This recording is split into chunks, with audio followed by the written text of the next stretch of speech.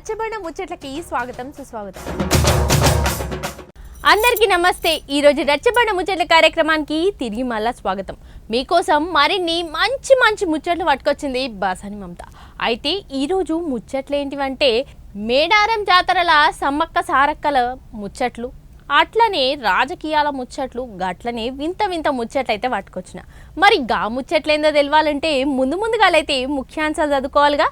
గట్టెనక వార్తలు చెప్తా చూడురు. మరి అప్పట్లో ఏదన్నా ఊర్లల్లో తిరిగి అమ్మాలనుకుంటే గొంతు దించుకొని బొంగురు పోయేటట్టు లొల్లి పెట్టుకుంటా అరుచుకుంటా అమ్మేటోళ్ళు.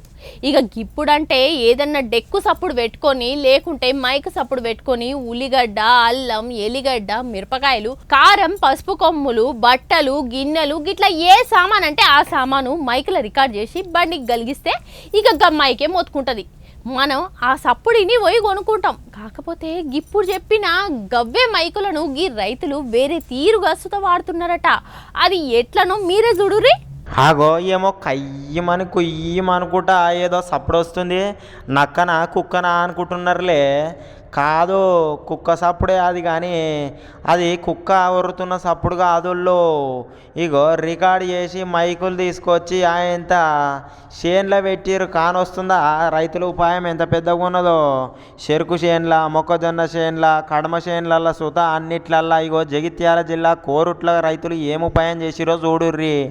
అరే ఏందక్కో 1000 రూపాయలు పెట్టి మైకు కొనుక్కొచ్చి ఫుల్ ఛార్జింగ్ పెట్టి అందులో మొత్తుకున్నట్టుగా రికార్డింగ్ చేసి చేన్లకు పట్టుకపోయి నడుమాంత్రాన పెడుతున్నారు చూడుండ్రి.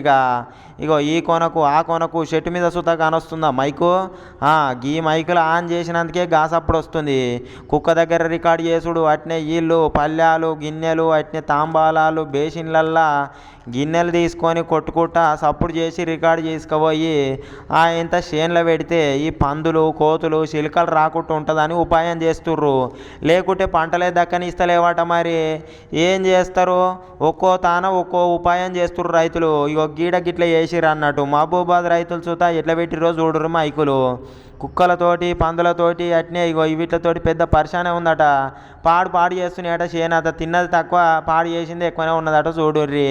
కానీ ఏ మాటకు ఆ మాట. కానీ ఇగరంతో వ్యవసాయం చేయాలంటే గీలతాన చూసి నేర్చుకోవాలి పోన్రి.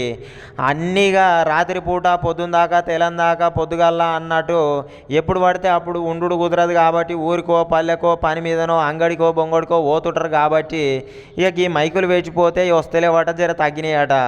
ఇక ఈ సప్పుడుకు భయానికి వెనకకు మరిపోతాయి అని ఈ ఉపాయం చేసిర్రుల్లా. మీ తాన సుత చేన్లు ఉంటే ఒక పారికి ఇది ట్రై చేయురనే చెప్పుకోవచ్చు. ఎందుకంటే రైతులు అయితే రాజాయే. ఇక దేశానికి ఎన్నుముక లెక్క రైతే. కాబట్టి ఇసొంటి ఉపాయాలు చేసి పంటలు పండిస్తే మంచిదేనాయే, నలుగురికి ఉపయోగపడే పని. కాబట్టి మీరు సుత కొనుక్కొని ఒకసారి ట్రై చేస్తే బాగుంటుందని మా వార్తల తరపున చెప్తున్నాము. చూసిరు కదా ఇయాల్టి రచ్చబండ ముచ్చట్లల్లా ఏమేమి ముచ్చట్లు ఉన్నాయో. మరి రేపు వచ్చే రచ్చబండ ముచ్చట్లో మళ్ళీ కలుసుకుందాం. అంతవరకు సెలవు. మరి